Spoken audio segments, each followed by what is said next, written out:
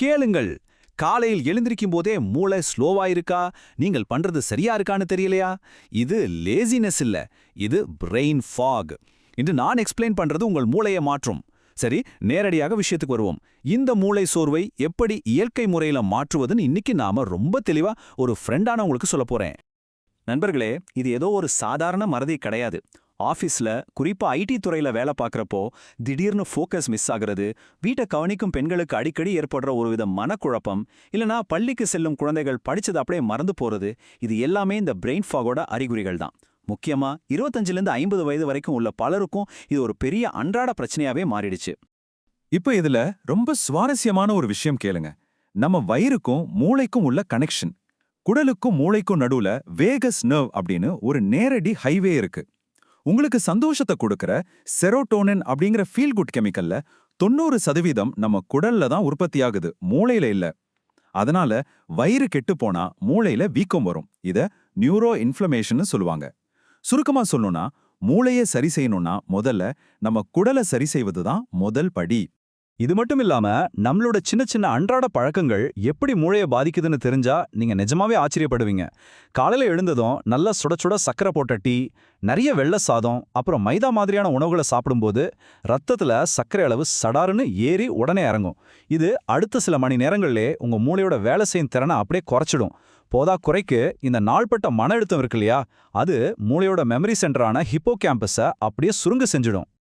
இதுவரை தெரியாதது தெரிஞ்சுக்கோங்க. மூளை சுறுசுறுப்பா இருக்க சில விஐபி சத்துக்கள் ரொம்ப அவசியம். ஆலிவித வால்நட்ஸ்ல இருக்கிற ஒமேகா 3, பால், தயிர், முட்டையில இருக்கிற வைட்டமின் B12, முருங்கைக்கீரை, வாழைப்பழத்துல இருக்க மெக்னீசியம், பூசணி விதையில இருக்கிற ஜிங்க், அப்புறம் சோயால இருக்கிற கோலின். இதுல ரொம்ப ரொம்ப முக்கியமான ஒரு விஷயம் என்னன்னா, சைவ உணவு மட்டும் சாப்பிட்ற பல குடும்பங்கள்ல வைட்டமின் B12 குறைபாடு ரொம்ப அதிகமா இருக்கு. இது நரம்புகளோட பாதுகாப்பை கடுமையா பாதிக்கும். அதனால இதை நீங்க கட்டாயம் செக் பண்ணியே ஆகணும். இப்போ உடனே கீழே கமெண்ட் பண்ணுங்க. நீங்க எந்த பிரெயின் ஃபுட் சாப்பிட்றீங்க அல்லது இதுவரை ட்ரை பண்ணதே இல்லையா? கமெண்ட் பண்ணினா நான் உங்களுக்கு free brain diet chart share பண்றேன். சரி, இதுக்கெல்லாம் ஒரு சூப்பர் இயற்கை தீர்வு இருக்கான்னு கேட்டா கண்டிப்பா இருக்கு. அதுதான் வல்லாரை, அதாவது பிராமி. ஆயுர்வேதத்துல மூளைக்கு இது ஒரு மிகச்சிறந்த மருந்துன்னு நிரூபிக்கப்பட்டிருக்கு. இதுல இருக்கிற பேக்கோசைட்ஸ் அப்படிங்கிற மூலப்பொருள் சேதமடைந்த நரம்புகளை ரிப்பேர் செஞ்சு மூளை செல்களுக்கு நடுவில் இருக்கிற சிக்னல்ஸை நல்லா ஸ்ட்ராங் ஆக்கும். உங்களுக்கு ஒரு ப்ராக்டிக்கல் டிப் சொல்கிறேன். தினமும் இரவு தூங்குறதுக்கு முன்னாடி 300 mg பிராமி எக்ஸ்ட்ராக்ட் அல்லது 1 ஸ்பூன் பிராமி சூரணத்தை வெதுவெதுப்பான பாலில் கலந்து குடிச்சிட்டு வாங்க. நல்ல மாற்றம் தெரியும். இப்போ மூளையை எப்படி தன்னைத்தானே சுத்தம் செய்ய வைப்பதுன்னு பார்ப்போம். ஒரு சின்ன லாஜிக் சொல்றேன்.